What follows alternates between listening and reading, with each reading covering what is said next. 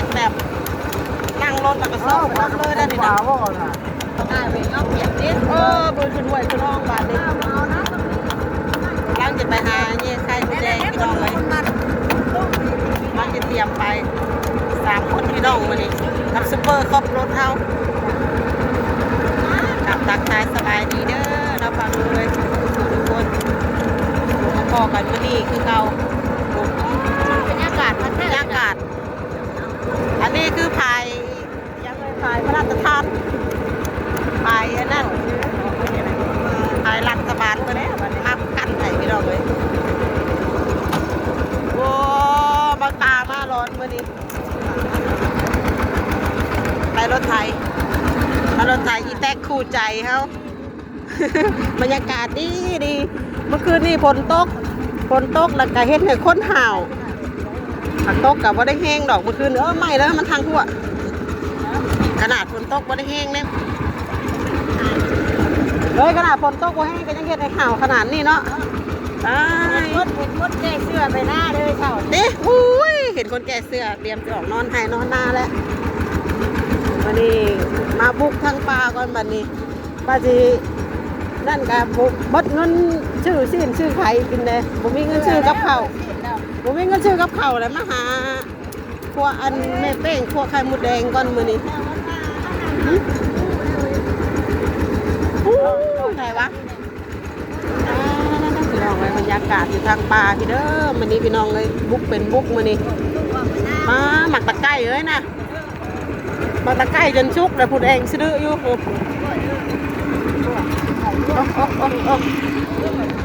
หมากเนี่ย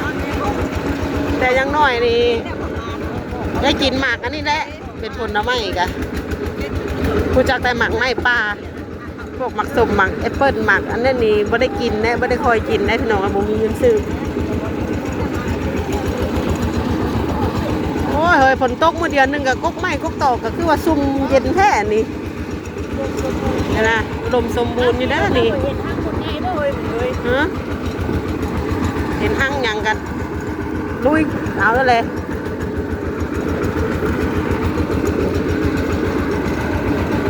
แล้วขอยันไม่จะพังนั่นนี่เดี๋ยวไปหอดทางปลาพูดจังเบิ่งจังว่ากันไม่เนาะพี่น้องเนาะมาหอดปลาเตรียมอุปกรณ์บ้านใช่พี่ตาเม่นี่แน่พากันบอกอยู่เฮือนมาพากันจะเอาแต่เม่เอากระถางมาใส่เม่หัวก็พอแต่เม่เลยกันเอาเม่แป้งกันขอแป้งปั่นแป้งให้กันโอ้ทางนี่คือว่าล่างแล้วคือมีแต่อย่างวะนี่ล่างแล้วมันถัดมันบ่แห้งแบบนี้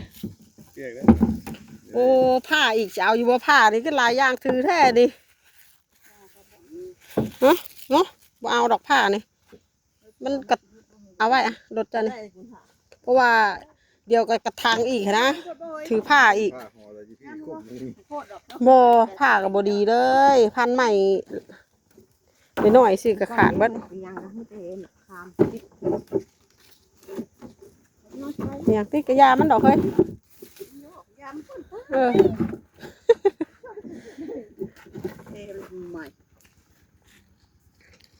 ไป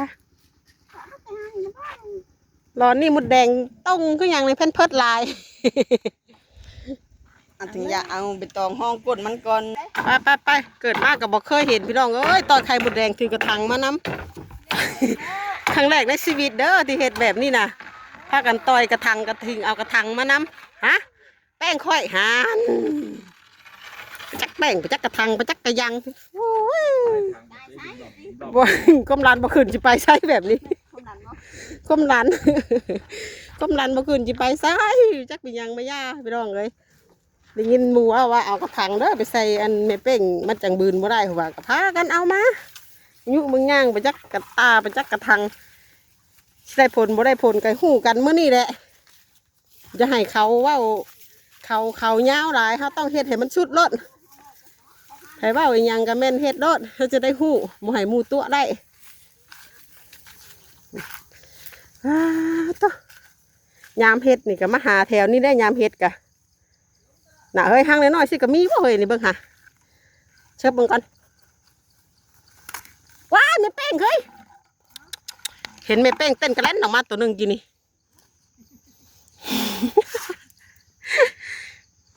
ไปเห็ดไห่มันครบแล้วดิ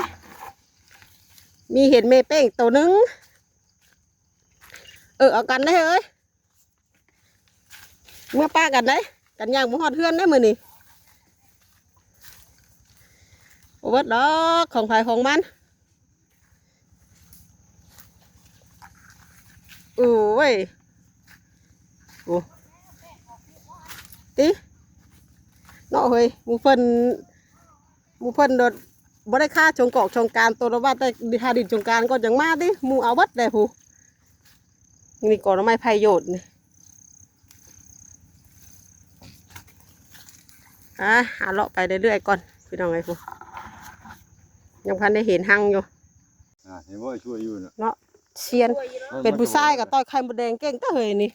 โอ้เอาแป้งใส่แบบซีรสนี่เพิ่นพัดด้วยเอาแม่มันก็ไต่กับโคกของเด้อใช่อยู่ในพุ่มอยู่พุ่ม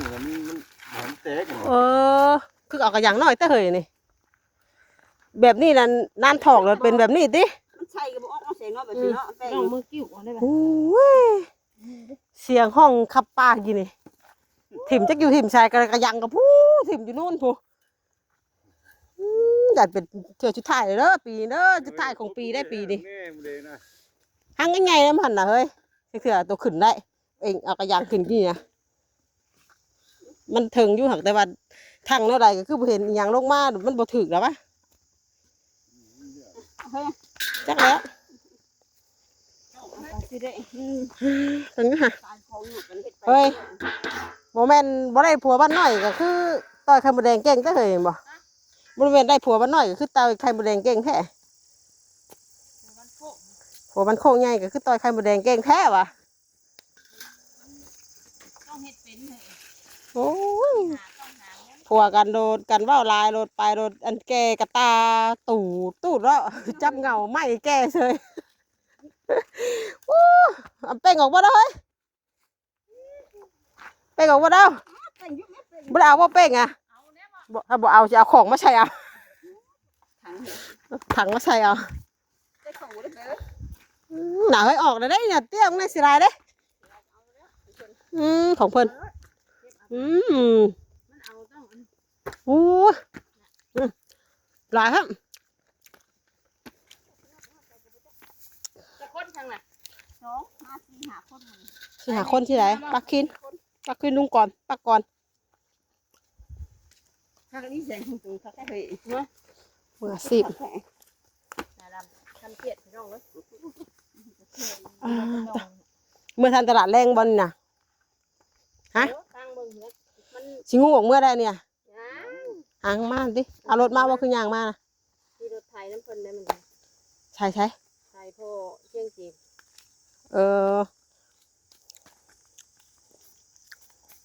มันเป็นกระคักน้อยผันต่อยกูว่าอยู่บางแน่ถึงใบพลูนู่นพลูของกันนะตอนนี้ถอดเสื้อถอดผ้าออกเลยเดี๋ยวนี้นะพอแล้วพอได้อันมาให้มุดแดงครบเลยไม่แห้งแล้วมือนี่ใช่กระยังนะเหงื่อก็มอยเอาต่อยมากิ่งมาแตกเลยงามสับมึงได้ประเทศเป็นนะเฮ้ยทำมันแดดนะไม่กลัวหนึ่งแต่คันนี้ยังบ่พอบ่เคยนี่ซ้ำนี้ยังเจ็บบ่ชุดบ่นี่ซ้ำนี้ยังเจ็บบ่ชุดเมื่อไรแท้ครบเอาครบบ่มาอยู่อันโมบายหัวเองแอกกินกันโนดิ้นบุ่มดูพากันห้องวันห้องแล้วเนาะเจ็บครบได้ครบเอาขี่ชั้นกระเดครบจนตายค่ะบอกว่าอันรับ1นี่แหละรับ1สร้างขึ้นกกไม้ผูกกินนี่โอ้ยคิวครบบ่ล่ะทำมาปีแล้วมันเงินเข้าไปตอนนี้จริงนี่10,000ก็พอได้ทำนี่เก็บหน้ากันไผ่ใหม่ปลาลายใช่ไหมเฮ้ยใหม่วัดแถวนะ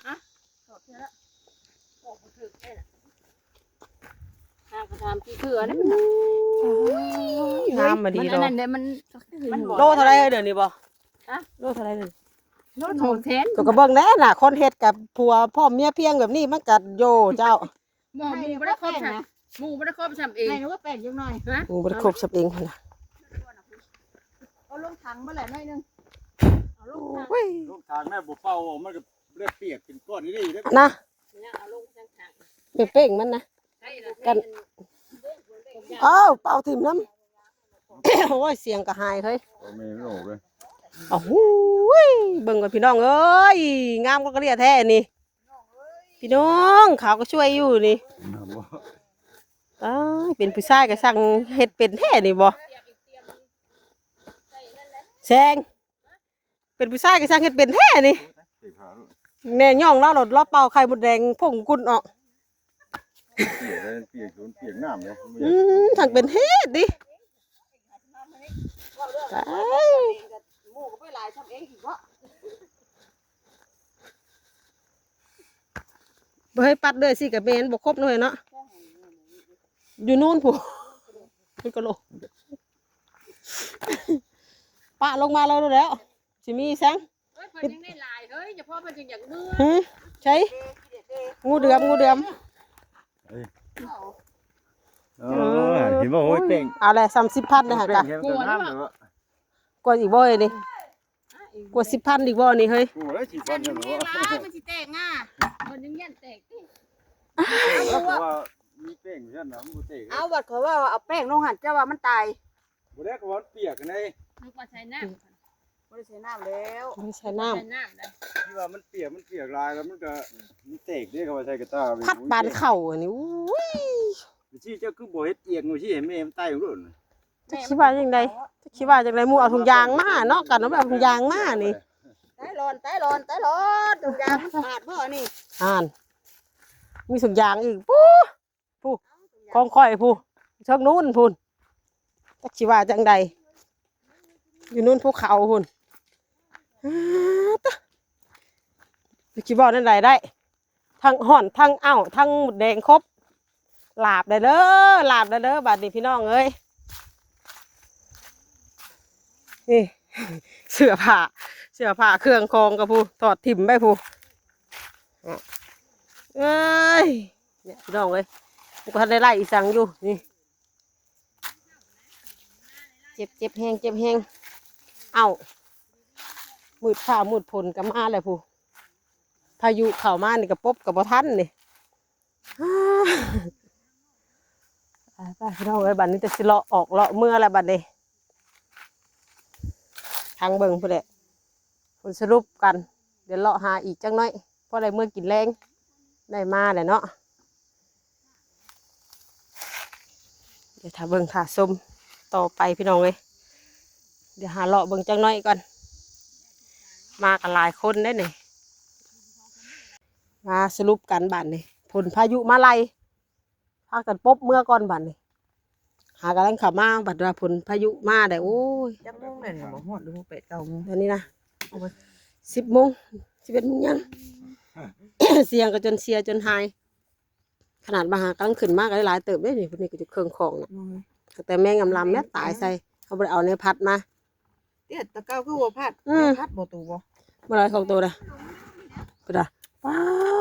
ได้ถ้วยเป็นไงมาหาเป่งงั้นมันบ่มีเป่ง มันกวาดบ้องนี่แหละบ้องมัน ฮะ หางมันกวาดบ้องอันนี้นะ หางพาดแถวนี้ เองนันตาเองบ่ดีไปไว้โดดบ่แล้วสั่งกับปั้นนี่ได้เฮ้ย โบเลยเฮ้ย นี่นะเอามองอันโตเฉือดขึ้นหันติงลงหันให้ได้เอง กันเราไปตำรอนอันไผ่ใหม่ป้าฮัลโหลเท้าติ้วออกแถวนั้นเพื่อสิหาทางออกได้จนเมื่อยตื่นงามมาดิหน่อยเนาะ เพิ่นน้อยก็พอเลยมีรุ่นเด้อนี้ เนาะคักเลยนะเฮ้ยปวดเลยเนาะ อันละ10,000ถ้วยนี่9,000 ได้อยู่10,000ทำนี้ก็พอกินแล้วเนาะว่าเดินเงินโดยให้ขโมยอย่ามาตุกติกเด้ว่าชิยางมายุบกินนี่มูว่า5,000 10,000ดอกถอยเลยเดี๋ยวนี้ ถอยเลยบ่กล้าตุกติกเลย ก็สิมาว่าเราเบิ่งไข่ตึกสิหวานว่าสิ ว่าสิมาช่องเบิ่งไข่ตุ้ยไข่หวานว่าเฮวนี่ก็เพิ่นเพิดก็ลายแน่มันหวานหรือเค็มหรือส้มอ่ะอ้าวโอ้ย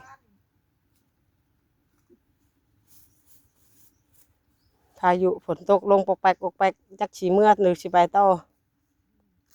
สิพอซ้ำนี้